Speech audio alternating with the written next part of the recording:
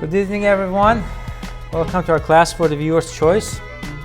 It's a bit chilly here, huh? It's a bit cold in here. I'm glad that I wore Ben's favorite t-shirt of mine, but I'm glad that I have my jacket on it too. All right, so we have Daniel Kolár's game here against his opponent, whom we don't know who he is, but I hope if he's watching our channel, he's going to enjoy our comments on his game. He said to Jonathan, "Hello, Jonathan. I'm one of the watchers of your YouTube series of Chess Club and Scholastic Center of St. Louis, of course, and I wanted to say I would like your lessons. I like your lessons very much." He had this blitz game and he wanted to share it with us. Okay, let's have a look, guys. E4, C5. We have a Sicilian. We're off to a good start here. Knight F3, E6, D4, C takes D4, and Knight takes D4. Now, you know, generally, what do we refer to the lines where white plays Knight F3 and then D4? Just formally, do you know that? It's called open Sicilian, I think. That means that white enters the main line. So, what other choices white could play with G3, right? With G3 and D3, and play the King's Indian system. With the King's Indian system, white can play C3, transposed to the Alapin, or even after D5, he can play. He can play E5. So once white commits to the move D4, now we have this setup that is very identifiable. It's very important to remember. So white has more of what? Space, right? And black has a small center. So the entire thing, the entire conflict is about if black can survive white's assault because of the extra space, then he or she has a better center. So A6. This is called Paulson or Kahn system.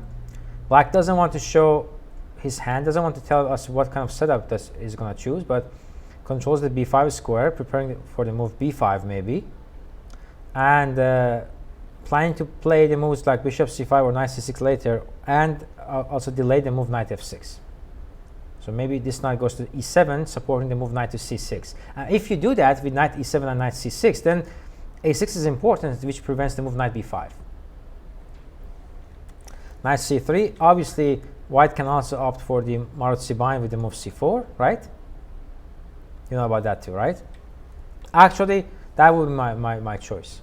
If I would recommend a line against this line, I would say this move or a different setup. But okay, Knight C3, D6. So I made a comment here. I said it's not a bad move, but it's by itself, but it gives white the chance to choose his preferred setup. Because black has not engaged in a conflict in the center yet, white can freely choose the setup. Now let me ask you guys, do you know any setup in this position, different setups? What kind of setups white can build? Or how can he set up his pieces basically? Adi? What's that? F4. F4. Tell me where the pieces are going. F4, then what? F4, then bishop C4, then castles kingside, then bishop B3. So you want to put immediate pressure on E6 after F5. That's one setup, right? The only problem is that bishop C4 will be met by B5 immediately. That's one problem we have to always consider. Adi, what do you think? Same thing. That's the only way. Yeah. You know, somebody just said another system with bishop E2, bishop E3, and castle. What do you say about that? That's also good. Come on. What do you think? Give me a setup, whatever you think. No setup? Give me a move.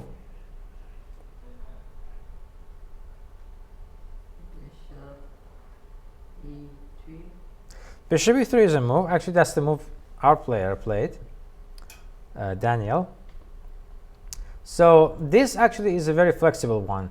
The only thing black managed to prevent is that the lines with Knight F6 and Bishop G5, which are very, very sharp.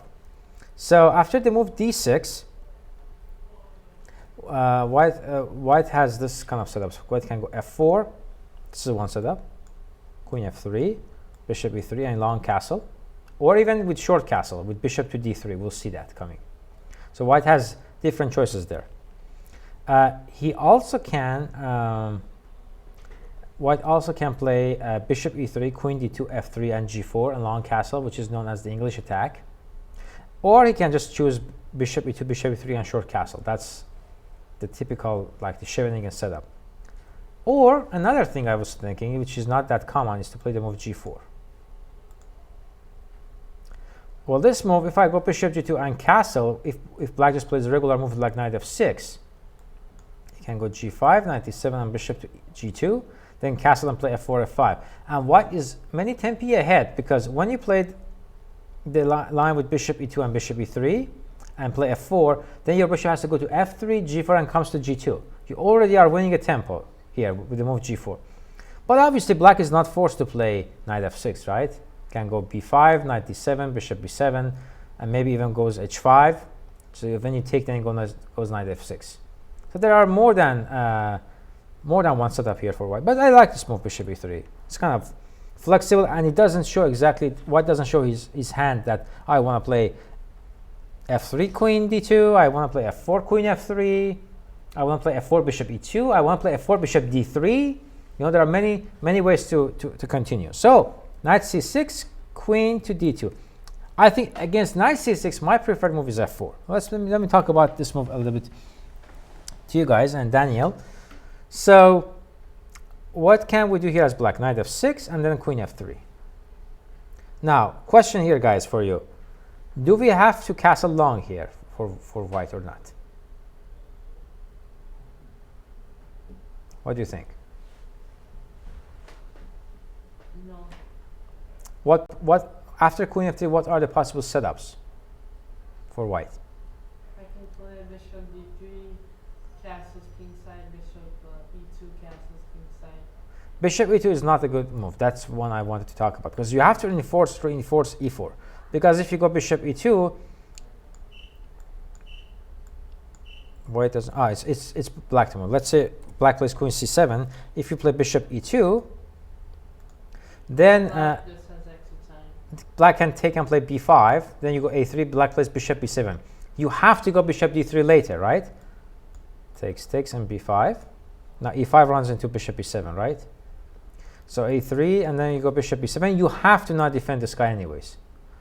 So you lose a tempo. So you're better off to put the bishop on d3. So here you have two choices, either bishop d3 or castle, not bishop e2.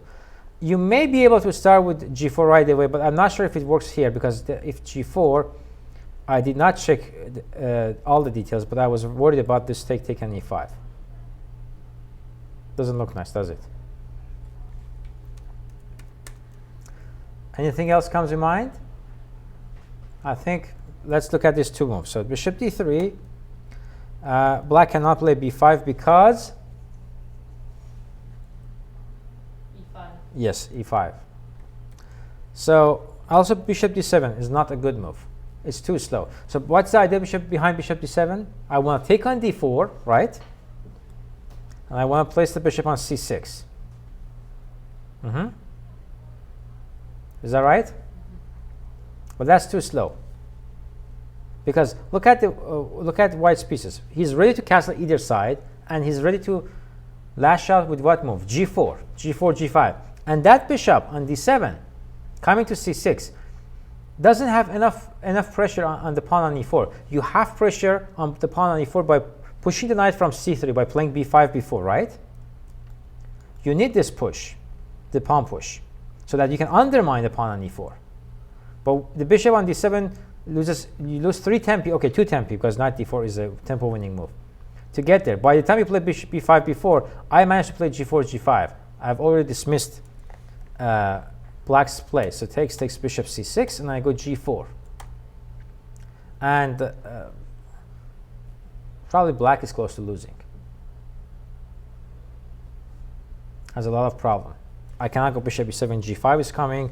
Long castle is bad. I still go g5, h4. Black is way behind in development, right?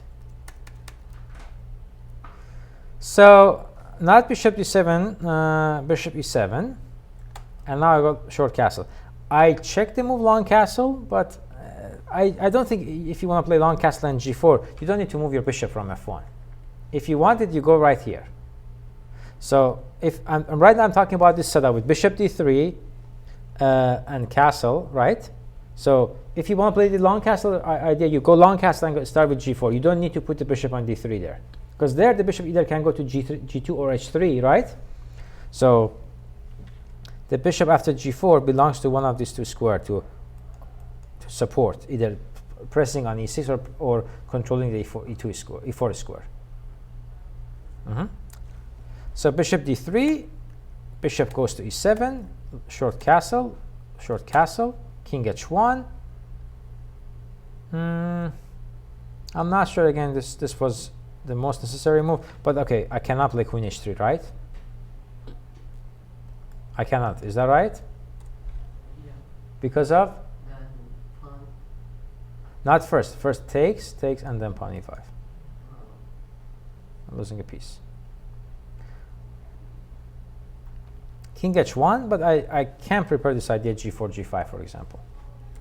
Bishop d7, rook a e1. Now I'm planning to take on c6 and maybe play queen h3 and some idea with e5 maybe. b5, a3, rook a b8. Now black is preparing the move b4 take, and then he wants to put pressure here. Knight c6, bishop c6, and queen h3. Now what are we trying to do here? e5, right? And after rook d8, bishop drops back to d2. This is the game, I think, Kamsky against Mamedyarov. I put it somewhere. So rook d8 also prevents e5 idea. Okay, on account of this tactical shot will be met with this. So here, Kamsky played this move, preparing the move e5 again, d5, e5, knight e4. And now what do you think Kamsky did? How about if I give you guys some time to think about it, huh? I'll let everyone also who is watching us from home.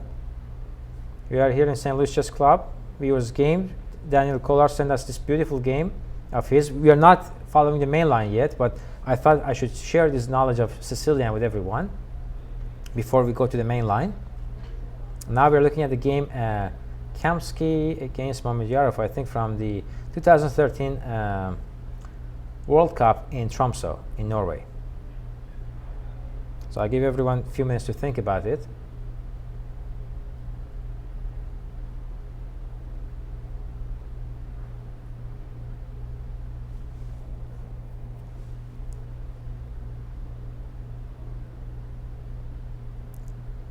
What's black's biggest problem, basically?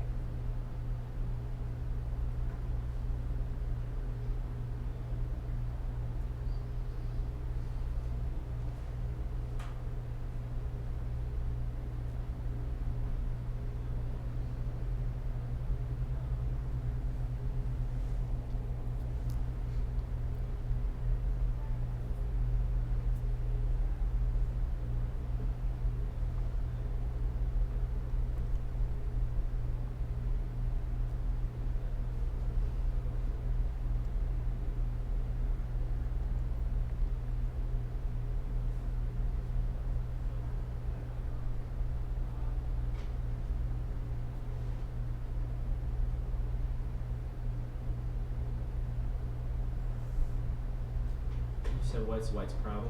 What's black's problem? Oh, black.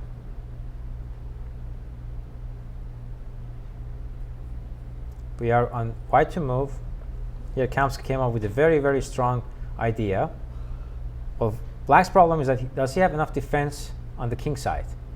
Everything seems to have shifted to the queen side or the center, right? Do our viewers have some questions for me?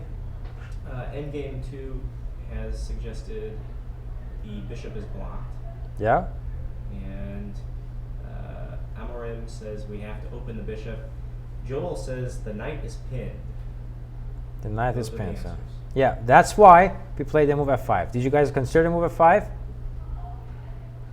Well, the question is that, well, should we consider this move f5? Because what about if I take the bishop, right?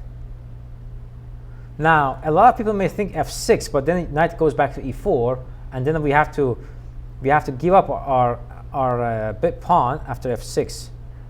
We have to give up our pawn, and our attack is gone. This pawn is weak. But here's Kamsky's brilliant idea: f takes e6. Now we're attacking h7, taking mate. So knight has to go back to e4, ef7 check, king there, and then knight takes d5. Another good move. Bishop d5 and rook takes e4. Another brilliant move. Bishop e4 runs into a checkmate. After g6, this position white is better. I do not want to discuss further from this point, because it takes another 20 minutes, and I want to spend time on Daniel's game talking about that. But white's advantage is decisive here. So that's one setup, okay? Going for with the concentration of the pieces in the center and the king side, and then going with the attack. And the other setup here is the move along castle. That was Tal's favorite setup in 60s and early 70s. Bishop e7 and then takes, and then g4. d5, g5, knight there, and then h4. With a very complex and interesting position. I like to be white, but this is a complex position. All right. Any questions so far?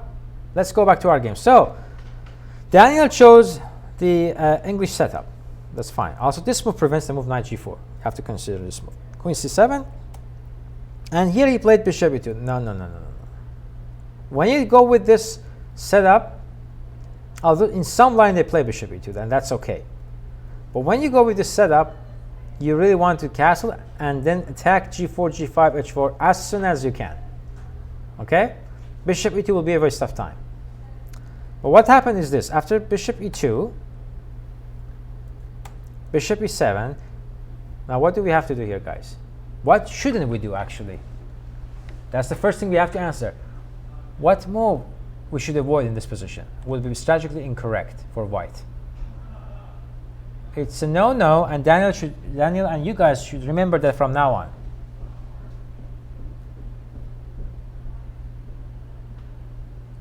Do we have any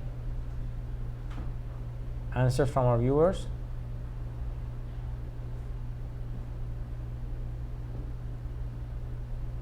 Not yet. Mm-hmm.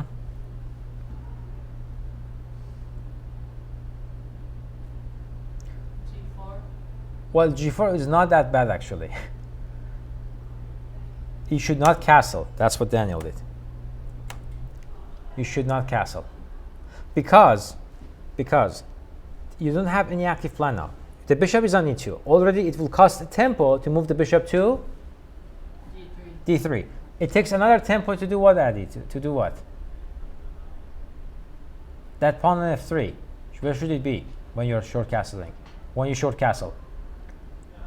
Where should that pawn be? On f2 or where?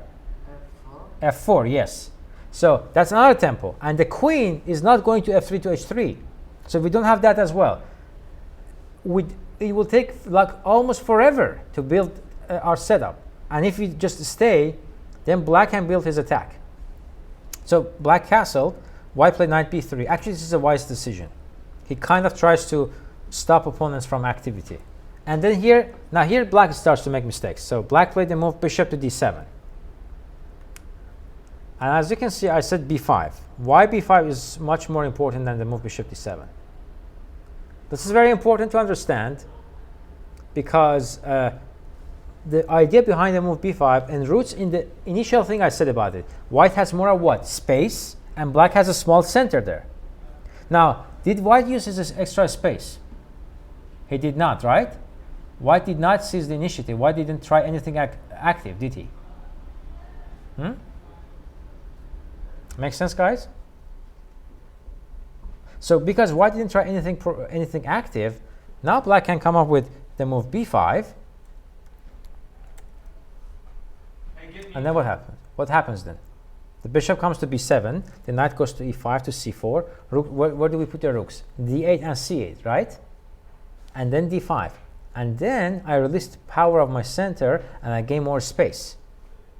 And in the meantime, white doesn't have any active plan. In fact, maybe it was better, actually now I changed my mind. Maybe first a4 and then knight b3, just to stop that pawn move. Okay, but black played bishop d7. So again, it's a waste of time because when you go b5, you still need the bishop on the a8 to h1 diagonal so that you can play d6 to d5. That's the idea that gives it enough space and opens the line in black's favor. So Daniel played a reasonably good move, rook a d1. Also, another question. This one I want you guys to give me an answer. Which file is more important, C file or the D file? Everyone, 1 minute.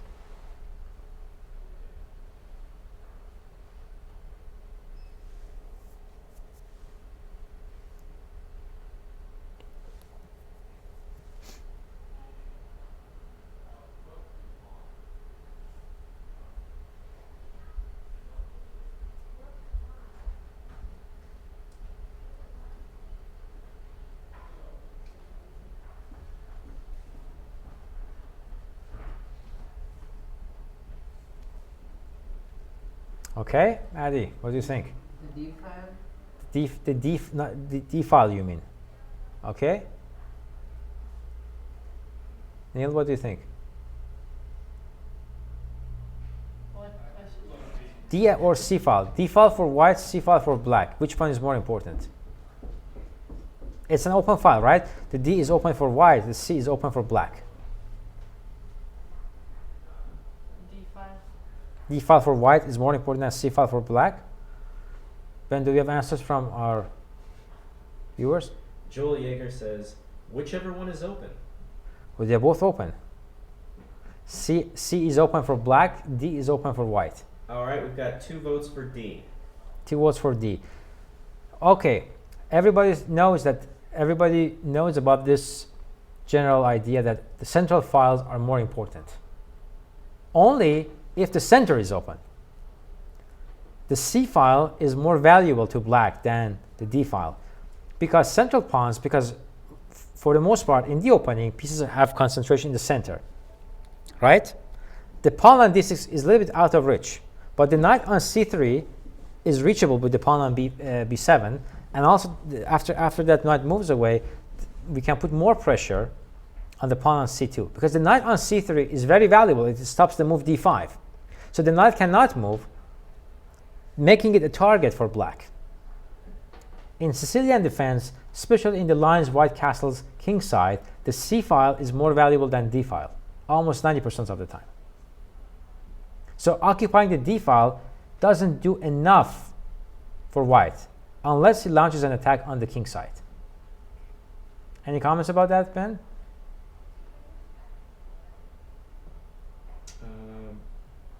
Nothing? No, they were still talking about the C and D file earlier. RJ Aguilar says, the center, always. Not this time. All right.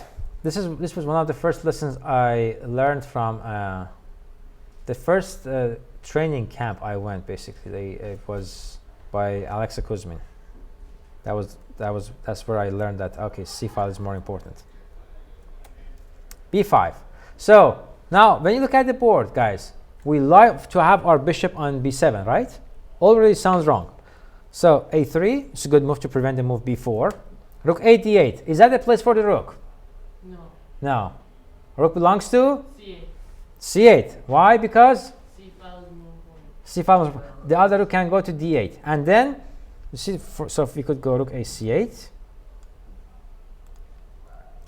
then rook f d8, knight e5. Even bishop goes to e8 and then prepare the move or c6 and then prepare the move d5. And the knight always can go to c4. After the trade, we'll win the 2 bishops and then we can gradually improve our position without any risk. Which is a5 b4. a5 b4 and ultimately d5. That's what black wants to do. Rook a d8. That's not a good move.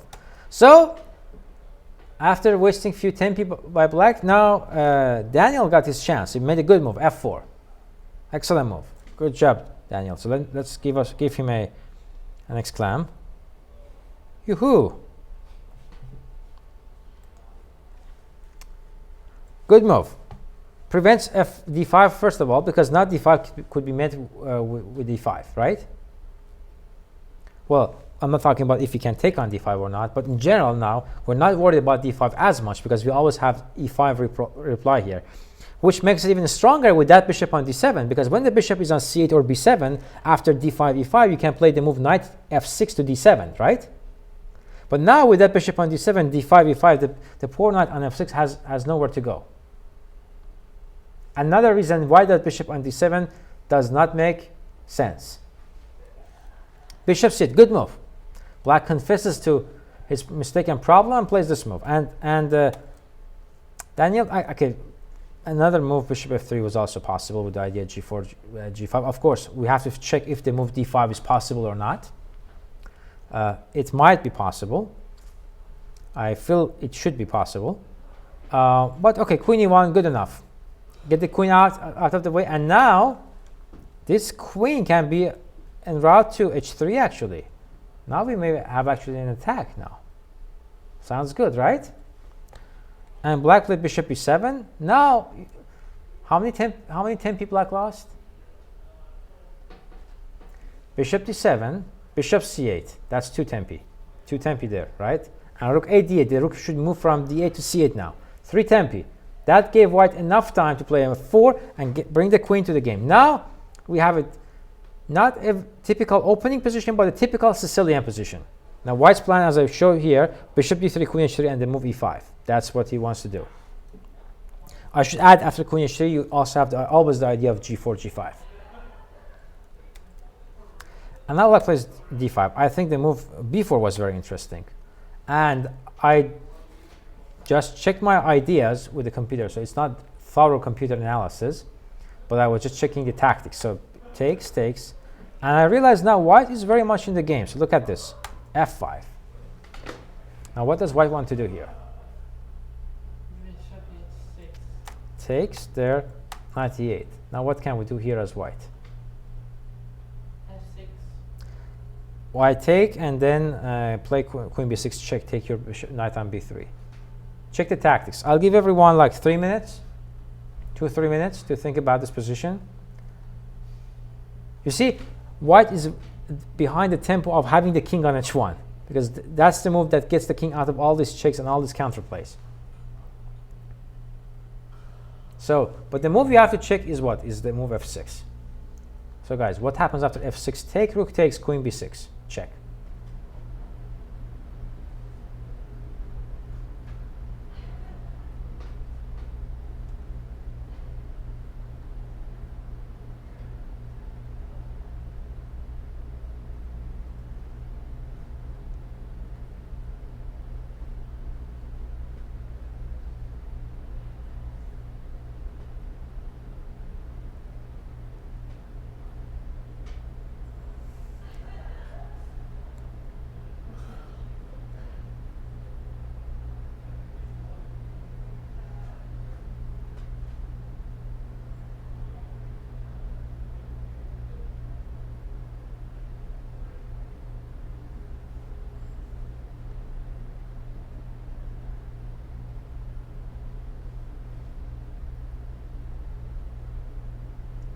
Any comments?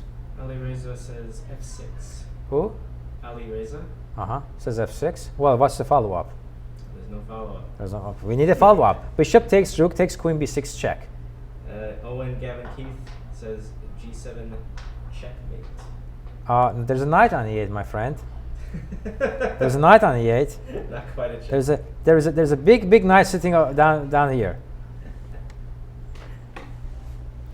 It's not a good knight, but it's still a knight.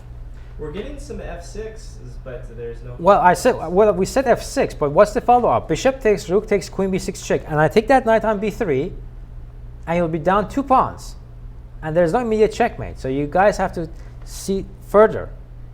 If you train with your coaches, you have to sit here, spend countless number of minutes. I don't know if I can give you hours. I mean, back in my time, we were doing hours. We didn't have good engines to check these lines.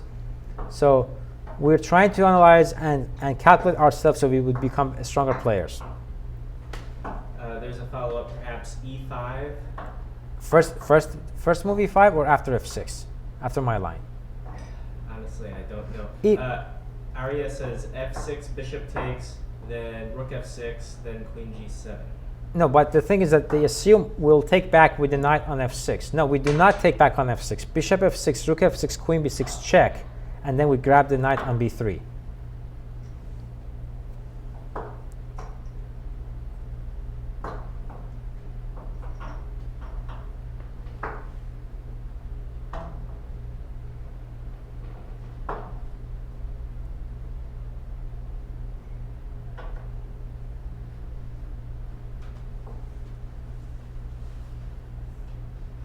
Okay, any more comments? Ale plays says first move e5. E5, no. First move is f6. Everybody who said f6 is right, but you have to not calculate the follow-up. All right, I'll show some few moves. This, check. All right, now we have this position.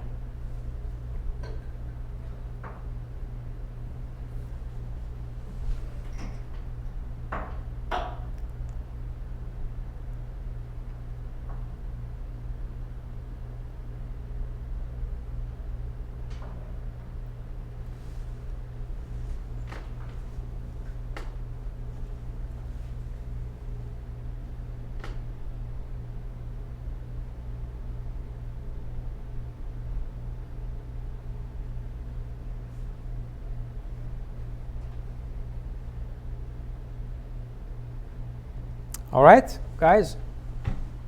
Any ideas? Any comments now? That's when it gets complicated. In fact, when I first looked at this position, I thought white's attack is going to fizzle out and black is winning, but that's not the case. Now we have a second target. Can you spot that second target for white? G7 is not the main target anymore.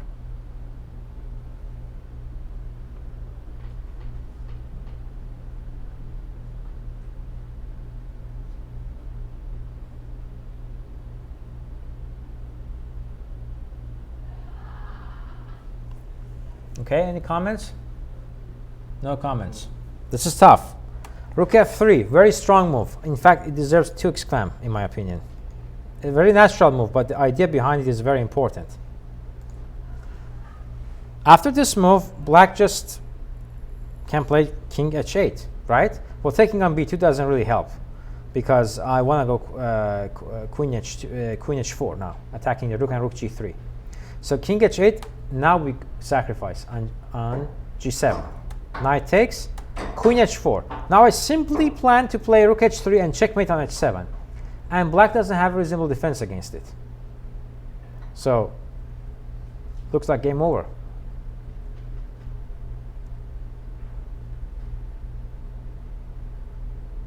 Make sense, guys?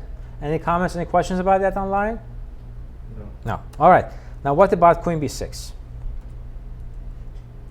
Now we know where the target is. Let's keep going with it. Bishop, queen h4. Now, we are planning to move rook h3. f6. Now, black is preparing to play one of the rooks to f7, covering the h7, right? Make sense, guys?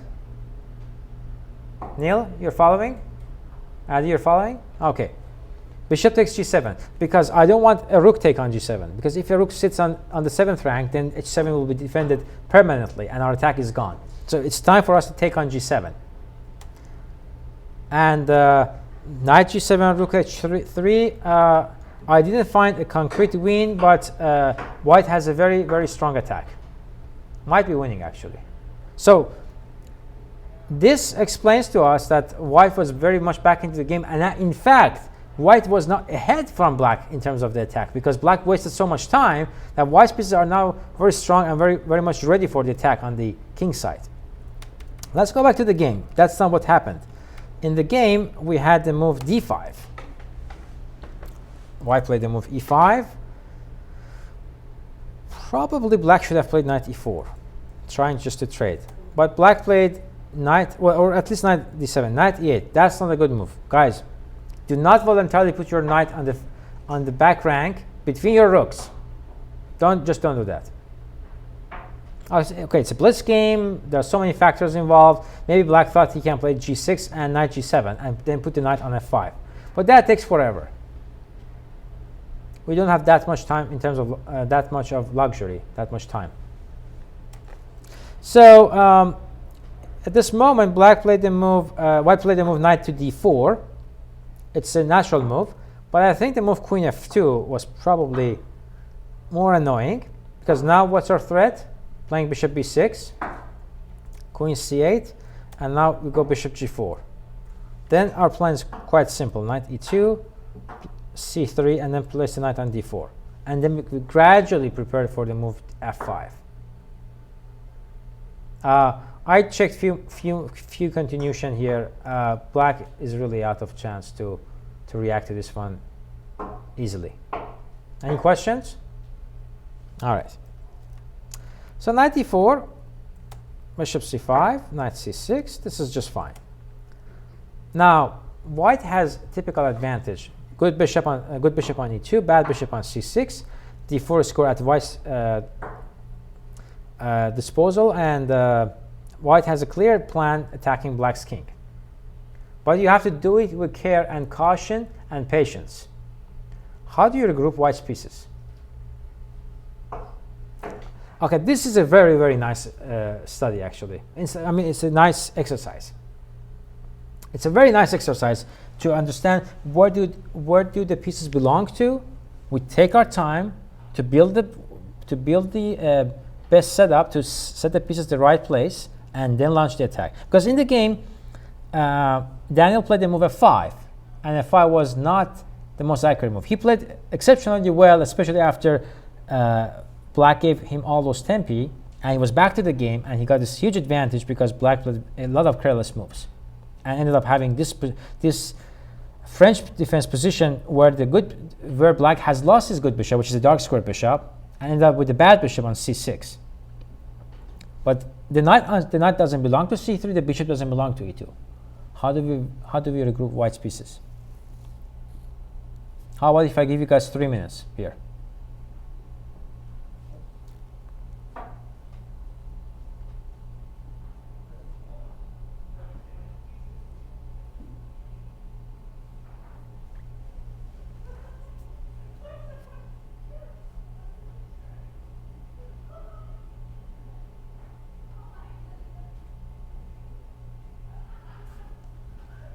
Any comments?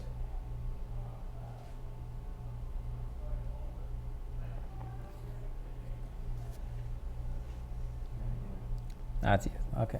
They are on a 25-second delay. Ah, okay. Before they see anything.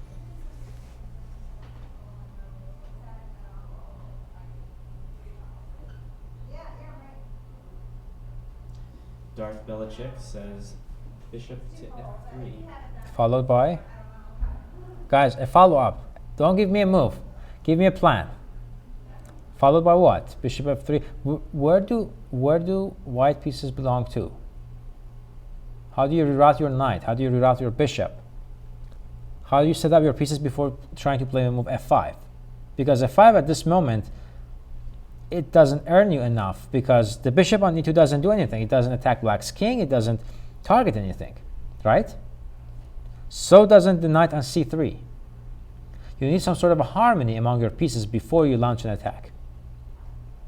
So we have some different ideas coming in. Mm-hmm. Hocus Pocus proposes knight a2 to knight b4, and Hiram Badan proposes bishop to d3, and then a knight e2, knight d4 maneuver. Bishop d3, knight e2, knight d4 maneuver is great. There's a problem. You cannot play bishop d3. There's d4. And after queen to h3, you go g6. So you don't get to play what you want to. There's a tactical problem with it. Otherwise, that was the best setup. And that is a dream setup. So maybe you have to change the move order and you can get the same thing. But that is the best setup. The knight on d4, the bishop on d3. That's what you want to get. The question is, how do you get it? Okay, a lot of people are saying, hey, the obvious target is h7. So they want to go after h7. Raz proposes rook f3, swing it over to h3. That wouldn't work, because rook f3 runs into d4.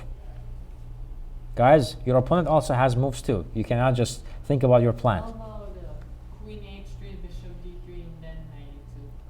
Queen h3, then I go d4 again. Oh, it's the same problem. Yeah.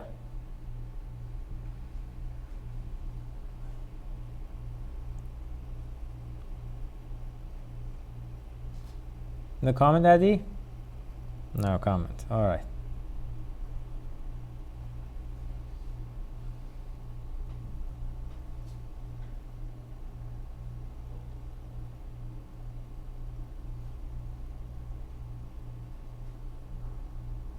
Okay. So, what was the dream setup, Adi? I mentioned that. What was the dream setup? Tell me. Where do I want to put the knight and bishop? Knight. On. I mentioned the dream setup for white.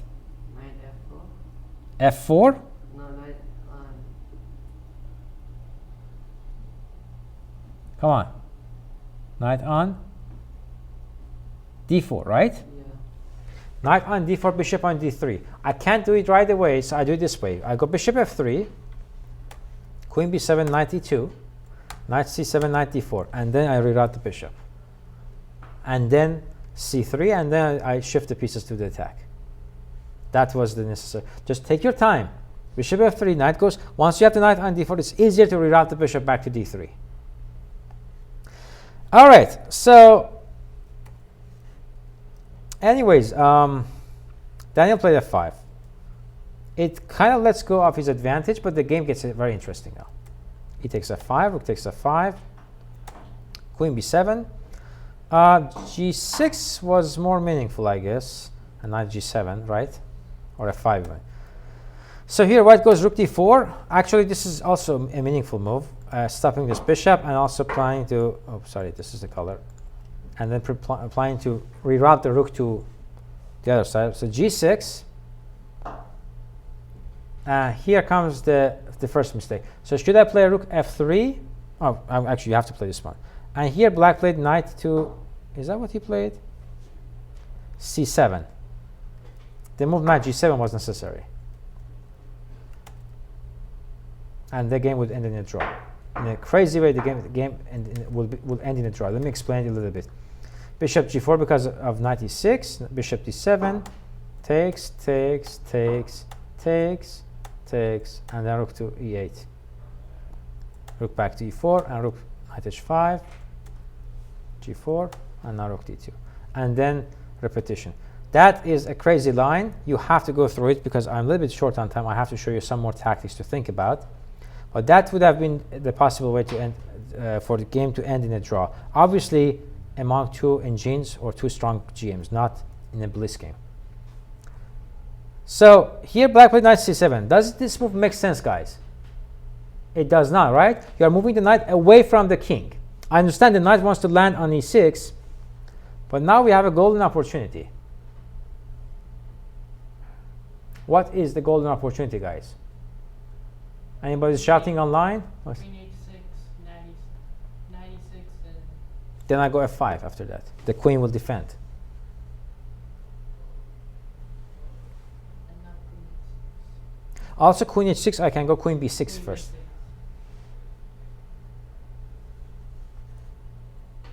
So you go Rook H4 or Rook H3? Which one?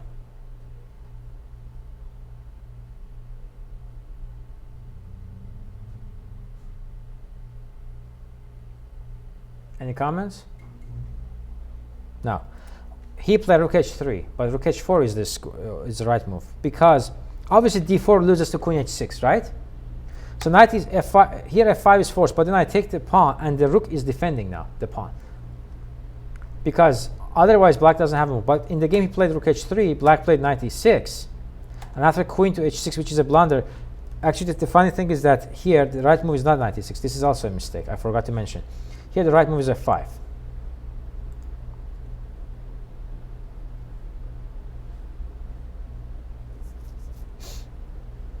Majority is rook H4. Yes, majority. Yes, that's the right move. So Rook H3 here after this move, he made this blunder Queen H6, but Rook H7 is still winning. takes. And I think that's one thing. A lot of time people can miss this kind of tactics. And I remember this. If I ever miss this kind of tactic, it's because I forget about check here, and I forget about this check. Queen takes f6. A lot of time in our calculations, guys, we forget about this kind of checks. When a pawn runs into, or a pawn or a piece runs under your attack, and you forgot that at some point you can take them with a check. And then you can take on e6, take on g6, you take everything, basically. g6, e6, c6, everything. Okay, here he blundered and played queen h6. Oh, that's sad for Daniel. But, you know, I really appreciate he chose this game, because this was very insightful. We learned a lot from this game. So his opponent played f5, a good move, opened the queen and now attacking the rook. Now, but it's still, in time pressure, it gets very interesting. Now here, rook h4. Now, what's the winning move for black, guys? Those pieces are not doing anything.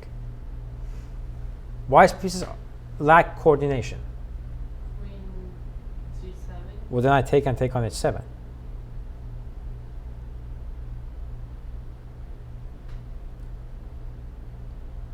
Any comments?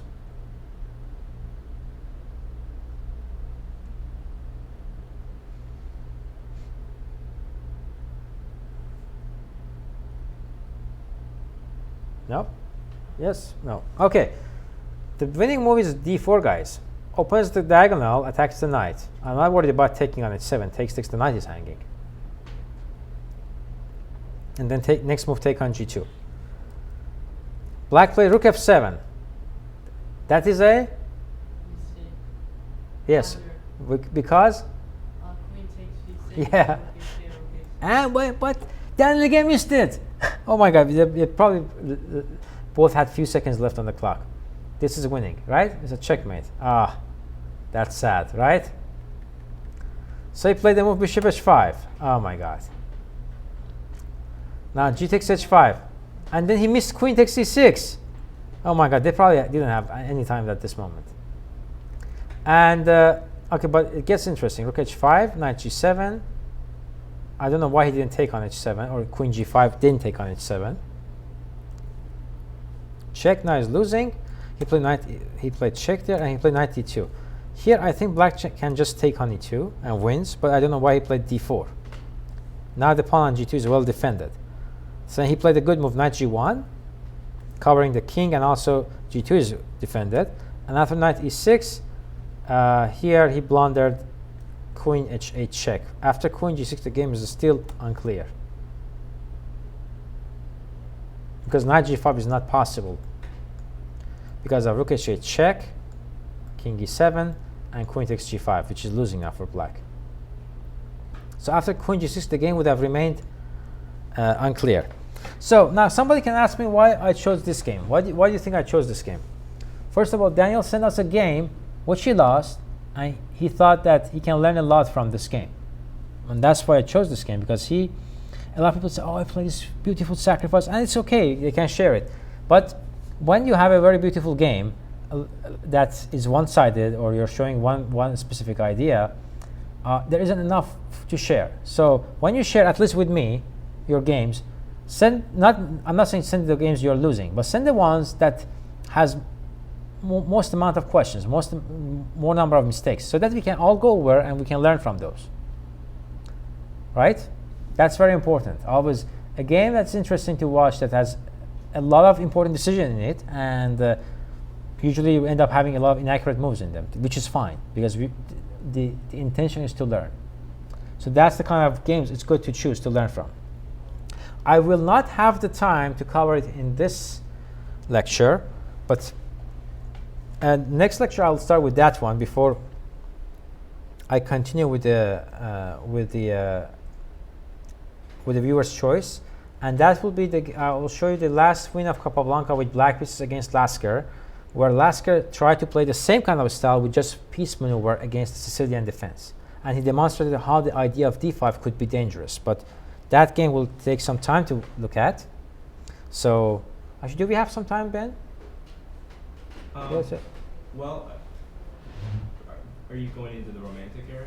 Well, I mean, I wanted to continue with both. I just need a few minutes break between the two. Well, yeah, we're fine. I mean, should I end the viewer's choice? No. We can. I mean, I just wanted to see that I can get a few minutes break between the two, and then I'll continue with the next one. Yeah, sure. How long is viewer's choice going to be tonight? Same, about an hour.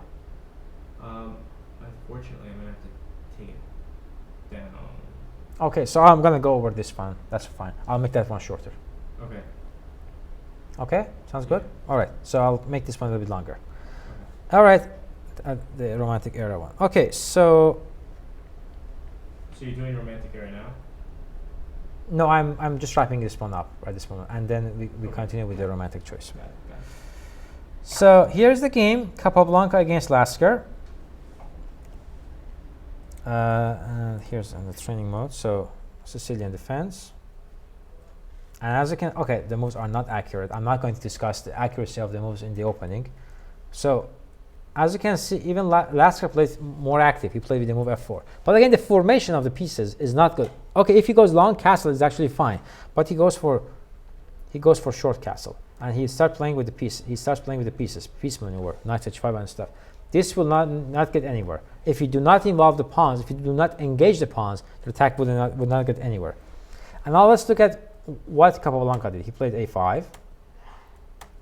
Okay, improves his position on the other side of the board, and brings the rook to the c8 square. Now puts a lot of pressure on white's queen side, and plays knight e8. I don't think it's a good move. I think the move bishop e8 with knight d7 is a better maneuver. Take on d7 and take on d4 and play knight d7, because the closer you get to the end game, because of those advanced pawns on the queen side, black has more chances to put pressure on white's position, and the pawn on d7 could be easily handled with a king if the bishops would get traded. So knight e8, knight takes, f5, e5, knight h5, queen b7, bishop g5, f6, and now he simply builds up the idea of playing d5.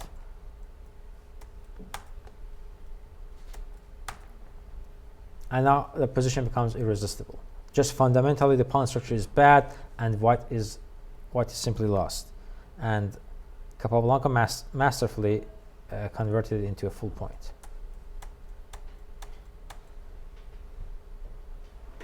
Okay. Again, the game is from Moscow International 1936. Actually, it says 35. No, 36. 35. Capablanca didn't play so well. All right. So we'll give you a few minutes break, maybe a couple of minutes break, and we continue with the romantic era.